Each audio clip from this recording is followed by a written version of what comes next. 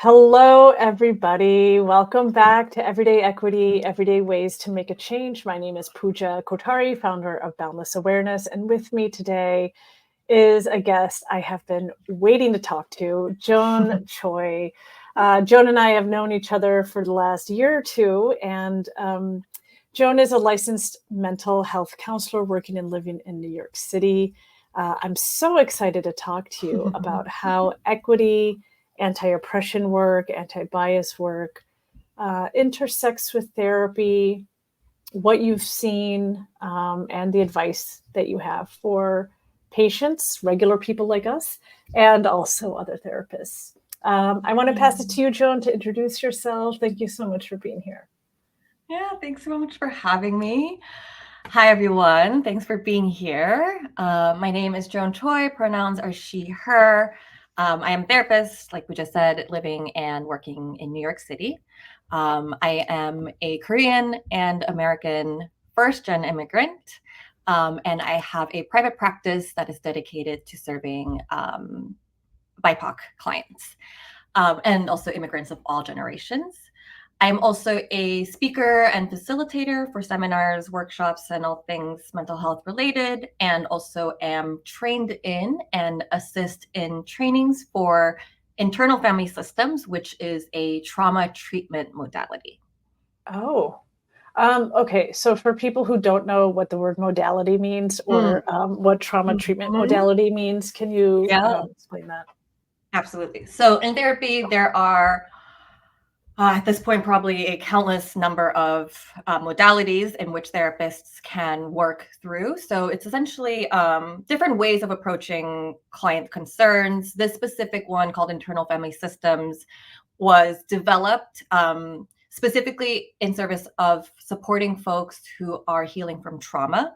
And it incorporates a somatic aspect, meaning that it's not just kind of talking intellectually from the head, but also um, incorporating the body and how our feelings and traumas show up in the body. So this specific modality allows you to both do talk therapy, but also incorporate somatic aspects to it as well, which, according to it, is a integral piece of trauma work. Mm, that makes a lot of sense. Um, got Mhm. it. Um, okay, so let's get into a little bit of equity. How do you Yeah. think equity, or we can call equity all sorts of things, like all the buzzwords mean the exact same thing: anti-oppression work, anti-bias work, DEI, DNI, equity work, inclusion and belonging. It all means the same thing. Yes. Implicit bias, unconscious bias, it's all the same. Yes. Um, what does that have? What does any of DEI work have to do with your career? What does it have to do with therapy? Is Yeah. there a connection at all? Yeah, absolutely. Um, I mean, it is the work, right? It's like the question of how is it tied to work doesn't fully capture the totality of what my practice looks like at this point, because Hmm. the practice is anti-oppression, right? I when I first started working several years back, unintentionally, I wasn't even planning it, and I just had a lot of people of color, clients of color, finding me. And time and time again, over and over again, it was, I was harmed by a white therapist, I never wanted to come to therapy, um I have all of these concerns or issues, rooting from my gender identity, my sexuality, my race, my ethnicity. Yeah. And I was just kind of immediately, really truly immediately, kind of thrown into this world where I was like, oh, like there is such a deep need for not only clinicians of color, but clinicians of color who have done the work, right? Done the work, which is obviously a ongoing forever thing, but to some degree has done the work already before entering that field. Like that was so needed. And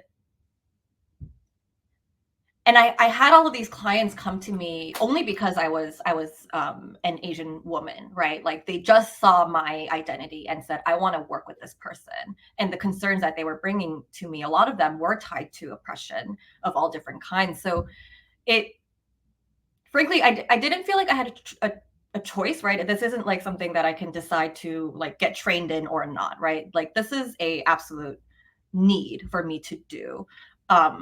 If I am going to be working with these people who are specifically coming to me with traumas of having been oppressed previously in the real world and also in therapy by their therapists who were unfortunately often white.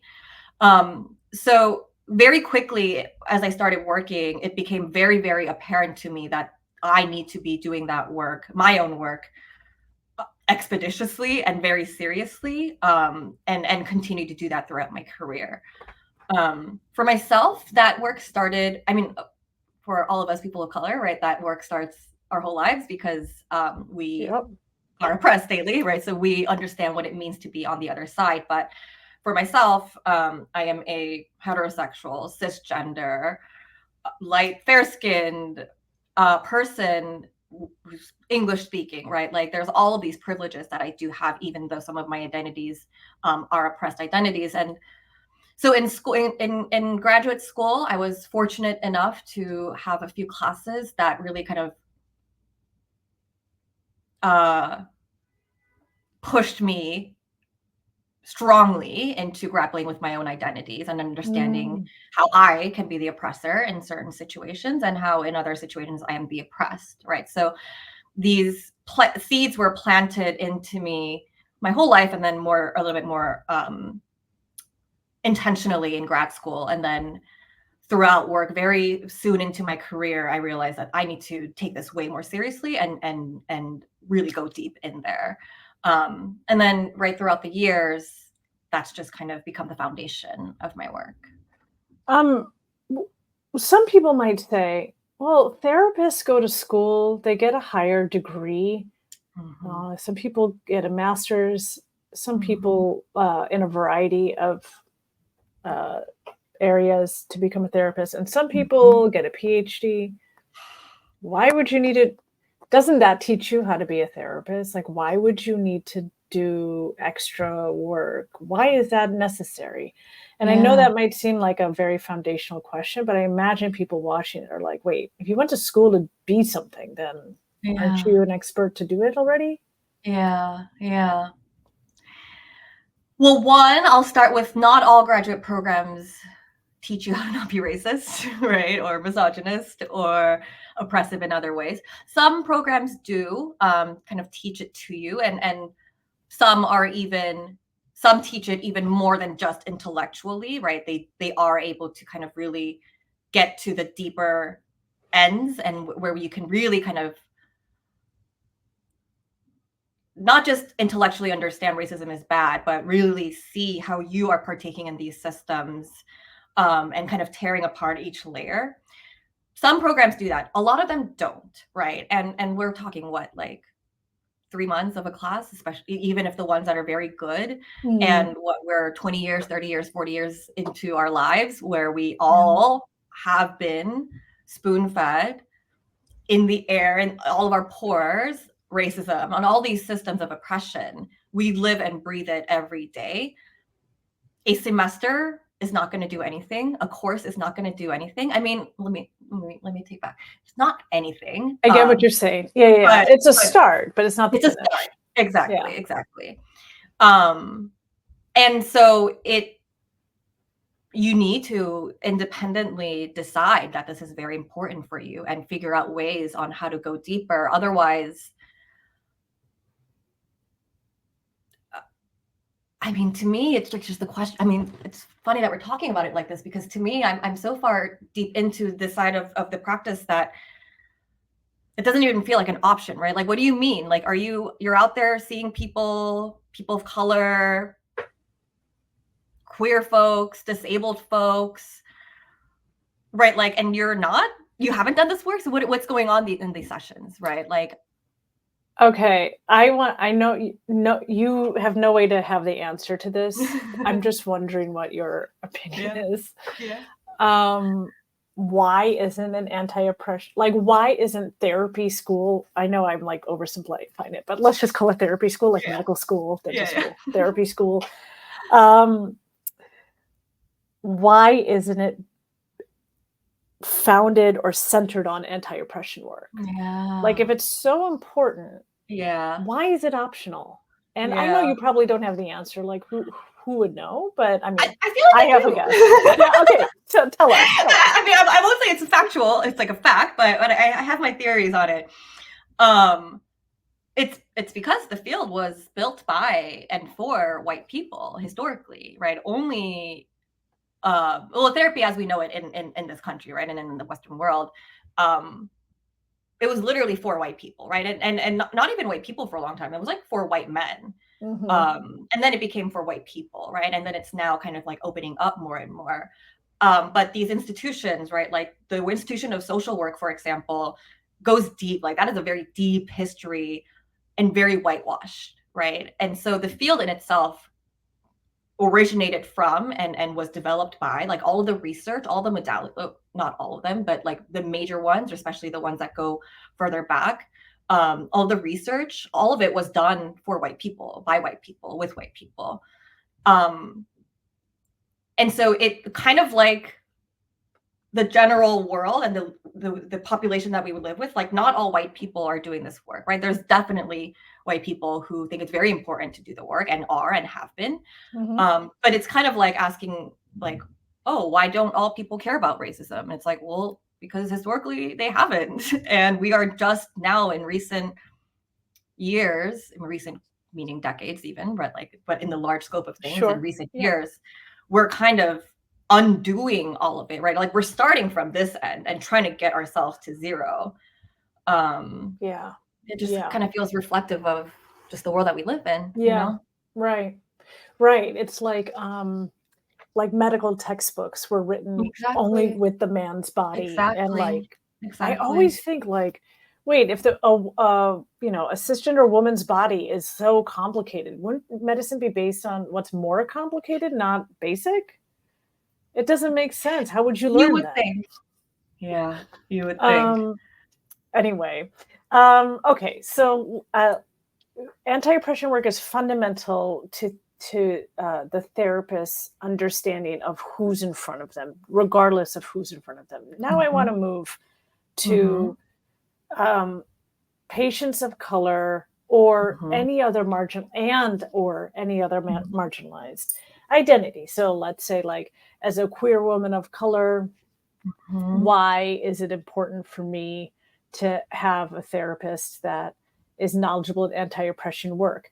Is it possible for me to go to, let's say, a white therapist who doesn't understand the background of, let's say, our immigrant communities because they're not part of Mhm. that?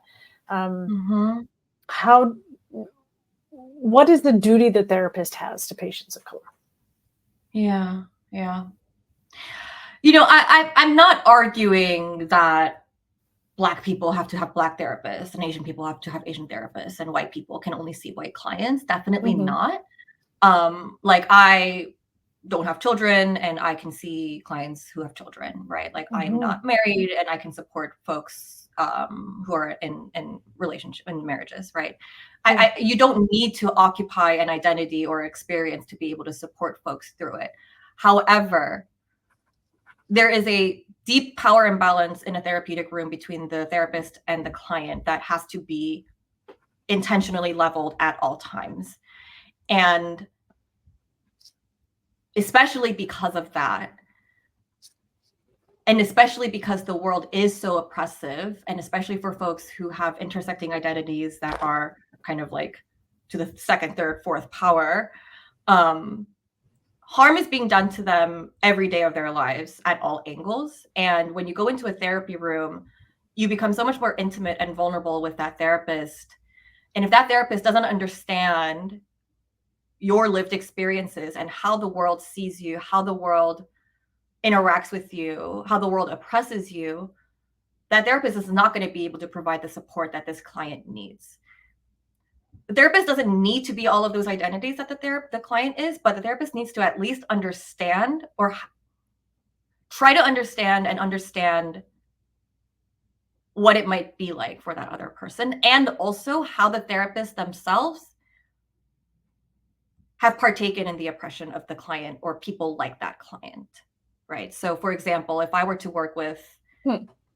a Black client, right, I at one point in the work need to acknowledge, or we need to talk about, the Black and Asian relationship historically in this country, how Asian people have done and do a lot of harm to Black people, how we're used as and now volunteer as pawns of white people to further oppress Black people. And right, like, if I don't know that, if I don't know the history of it, if I don't know the reality of it happening presently, and I don't acknowledge what's happening in that room, how am I supposed to expect, or who am I to expect rather, Mm. that client can feel safe around me when people who look like me have harmed people who look like them, Mm. right? Gosh, yeah. Right. Yeah. So there's so much, right? I need to know the history. I need to know what's happening presently. I need to know my role within the system and how that directly correlates with this person's experience. Mm. And I need to be able to talk about it, right? The talking about it, I think, is where a lot of us, including myself, I'm not trying to present myself like I'm some perfect and done all the work and now I'm clear. Yeah. Talking about it is, I think, one of the scarier things for us, especially in the beginning phases of kind of doing this work more and more, because we're worried that we're going to say the wrong thing. We're scared that we're going to do more harm. Mm. But I think, gosh, I keep saying the work that you do, the more work. I get self-conscious saying that, but the deeper you get into it, the more comfortable you do get talking about it. And I think it's important to reach that level where you are comfortable talking about it and comfortable making mistakes and then learning from them, right? Which I think, again, takes a lot of practice. Yeah. I think we can see from the way that you're speaking right now, like the fluency you attain only through continued practice of talking. Like, it's just like learning a language. You have Yeah, to be, and when you become fluent, then mistakes happening aren't a big deal at all. They're just exactly. more information of Exactly. how to move forward. Exactly. Exactly. So, yeah, And conversations are changing all the time, right? Like, yes. in terms of, like, I mean, feminism has how many waves at this point, right? Like, these things that we're talking about, they're not constant. They don't just stay. They're always developing, and we're always getting better and better. And so keeping up with that, I think, is also, I mean, one, really interesting to me, but also important because we're learning. All of us are learning as we go, right? Mhm. Yeah. In this example that you gave of like, and we there's when we say like Asian community's relationship with the Black community, it's like there's so many types of Asian communities. So like Yes. we as South Asians have done Yes. our own Yes. anti-Black racism, and Black racism harm. And to Mhm. choose to be anti-racist and specifically anti-Black racism, Mhm. there are some specific things to the South Asian community that we need to do that might Mhm. be slightly different among like the Mhm. various groups of Mhm. in this vast Asian community. So anyway, going back to that conversation, how Mhm. do you acknowledge uh, the historical dynamics that you were talking about, Mhm. and all of the related things without centering yourself as a therapist, or without taking up Mm. too much space? Like, some therapists might be like with you completely, haven't Mhm. done it yet, and are wondering like, wait a second, a session isn't about me and my Mhm. realizations. Yeah. So do you thread it in? How do you integrate Yeah. it over a period of sessions? Like, what do you do for that? Yeah. That's a great question. Um, it differs client to client. I personally, um, I personally talk about it in in my consultation calls with prospective clients. So when Mm. they ask me to talk about my practice, I kind of go through like the populations that I work with, and then I make a very intentional statement that my work is based off of and will fully and wholly incorporate anti-oppression work, and also like other systems, right? Like anti-capitalism, things like that. And I make it very clear that my work if you choose to work with me, these conversations will and should happen. And so I make it very clear that this is a choice that you get to make. If you're not interested in exploring your identities, if you're not interested in exploring like the client and my dynamic, which is very important, right? Because healing can happen there as well. But not everyone wants to do that. And so I leave it up to the client to choose whether that is something that they want to engage in or not. And then so when the folks do come in, they already have an expectation that this is something that will be explored at one point. I don't like to delay it. I think it's important to just kind of establish that sense of safety for the client off the bat. Like, and I know there's a lot of therapists who feel differently about this, and that's okay. Personally, I think that clients deserve to know who I am to some degree. In service of them being able to feel safe around me, right? So I will make it very clear that I am not a Trump supporter, right? Or that I am this or I am that. And I think just letting them know that and then being able to talk about it has been an integral part of the work so far for myself and my clients.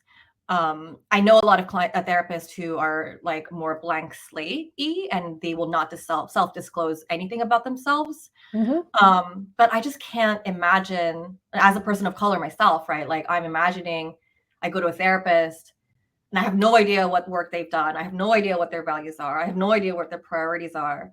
And I'm supposed to just be vulnerable. Like what, like I want to talk about some harmful thing that some white person did to me. And I'm going to be sitting here like, well, I don't know if this therapist can hold that for me. Right. So what, am I going to say it and then risk it? Am I going to not say or it? validate or invalidate your experience? Right. Like, am I signing up to do more harm right now as I'm paying for it? Like, how can I trust that? And so I personally, and this is not some fact or anything, but personally, I think it's the therapist's responsibility and duty to establish that sense of safety for the client.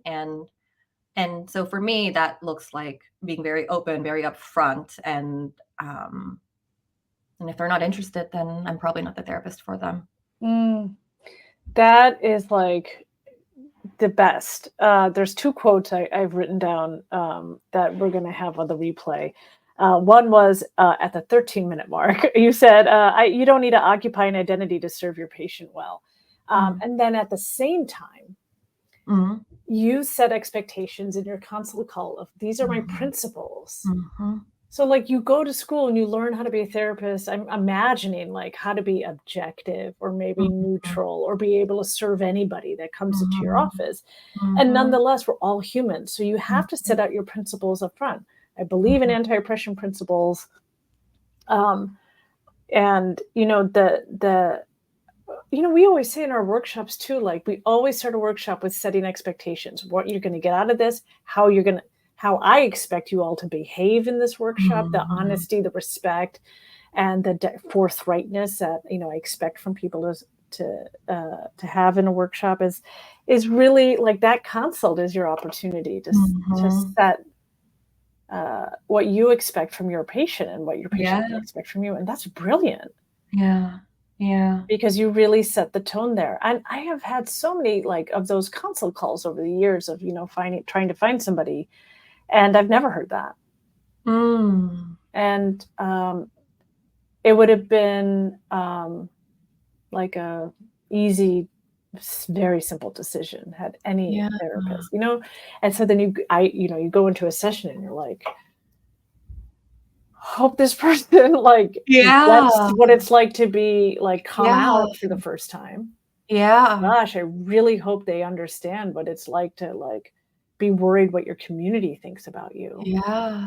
And you just take a gamble, and it has been very scary, anecdotally, but yes, I think that's just such a responsible way to go about it. Okay. And there's so I was like, things. I could hear my heart started racing when you were talking about like, are they going to get it? I'm like, I know, like I feel that, like I've experienced that. I really, it's such a vulnerable place to be and requires so much delicacy, you know, And you and also, I care. have found that I avoid certain topics because I'm like, well, I don't know if they're Yeah. going to get this. And that's some bullshit, right? Like, because people pay a lot of time, money, and effort into going to therapy, and so for them to Yeah. then have to think about filtering themselves, that breaks my heart. Really, Mm. it's it's so oppressive, right? The oppression follows you into that room.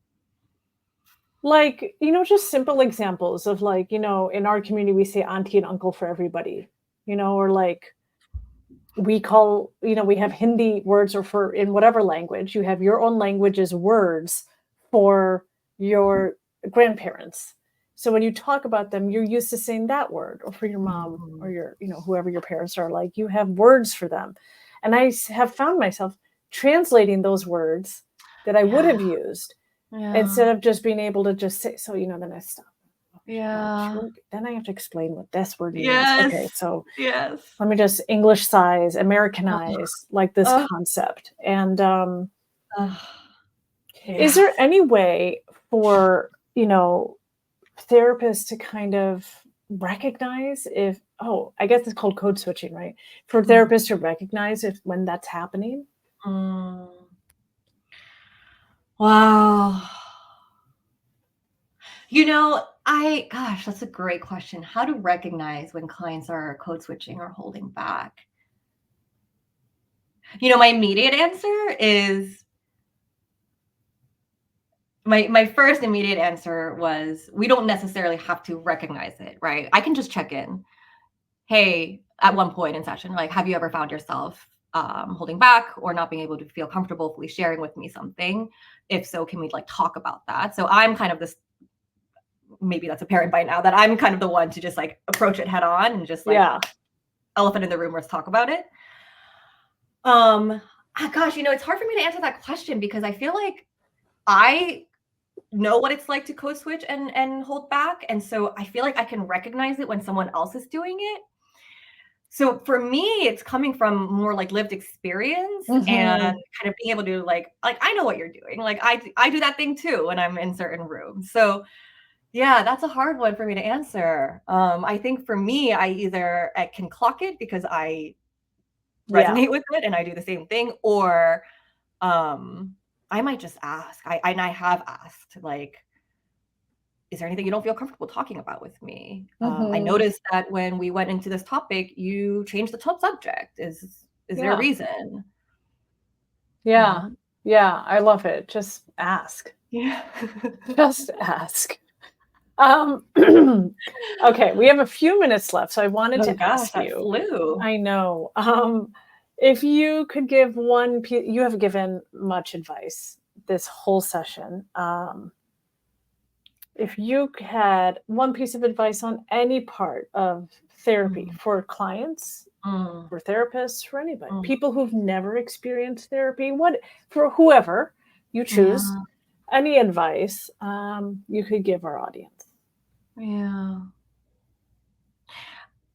If I have to choose one, I would like to do it for prospective clients or people who want to be in therapy or are in therapy already. I really want to encourage and empower people, clients, especially my fellow people of the global majority, to be to have the highest standard for who you are allowing to provide care for you. Your mental health, your traumas, your story is invaluable and deserves to be in safe hands, and you deserve to provide Mm, that for yourself. So don't mm, rush through the process. If someone doesn't feel right, talk to them about it. If it doesn't work out after you've brought it up, find someone else. Like, I really want people to, as if you are choosing a spouse, as if you are, right, like this person, this therapist is going to be such a big part of your life in many ways. And just be picky, be choosy, mm. have high standards, Yeah. just Yeah. really value and prioritize yourself, and Mm. to the point where you might feel like you're doing too much, or oh, my hand's standard are too high, or no one's perfect. Like, really push for that and advocate for yourself, because yeah, therapy is complex, you know? Yeah. Yeah. Oh my gosh, we're out of time, but I actually had one more question, but maybe we could somehow put it what just one more. I'm sorry if you have time. Yeah, Do you have no, it's time? okay. Yeah. Okay. One thing I hear a lot from people is that their therapists have said something that upsets them or is like misinterpreted them, and they're afraid because of the power dynamic in the room to say Yeah. something or to speak up. And it doesn't even have, in my mind, I'm like, just say like, "Oh, that's actually not what happened," Yeah. or I really don't want to hear about like this. Yeah. This advice is fine, but like, Yeah. what advice would you give to clients or patients who are like feel scared or intimidated to speak Yeah. up to their therapist? Yeah. I that makes sense. I think a lot of us people are conflict avoidant, people Yeah, pleasing, and yeah. especially with the power dynamic, I really understand and have felt the same way. Um, I would say that a therapeutic relationship is maybe the perfect place for you to practice speaking up and Mm, advocating for yourself because technically speaking, it is a more of a controlled environment than say for example speaking up to your boss, than say for example speaking up to your emotionally immature Asian mother, right? Like a therapist to some degree you can assume knows how to handle feedback, and in many cases, it can be such a transformative and corrective mm, experience and a healing experience, right? To tell someone, hey, I felt this when you said that. And they're like, well, you're crazy for thinking that, or I never said that, or any other invalidating or gaslighting things that all of us have heard over and over again. Um, through going through that in a different way, hopefully, with your therapist, I think it can both be healing and also be empowering you to do more of that outside of that therapy room, right? So I would just encourage people to use that opportunity to do it because rarely do we have other controlled environments where we can do so. that's so interesting.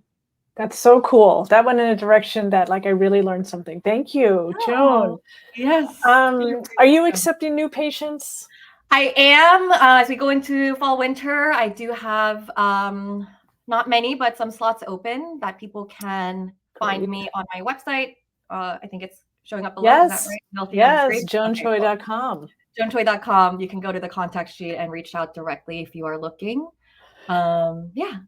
Awesome. Well, Joan, this has been like so informative. And from the comments I'm seeing, a lot of people found it very informative too. So Oh, thank you for being just so open to having this conversation. I learned a yeah. lot and I just really appreciated your openness and directness. So, Oh, joanchoi.com. You can also find her on LinkedIn if you want to connect, if you're a therapist and want to build up your yes. community. Yes. And for any speaking engagements, go to joanchoi.com. That's Thank you, right. Joan. Thank you, Pooja. Thanks, everyone. We will see you in 2 weeks for another great session on everyday equity. Thank you all so much for joining and see you then. Bye bye.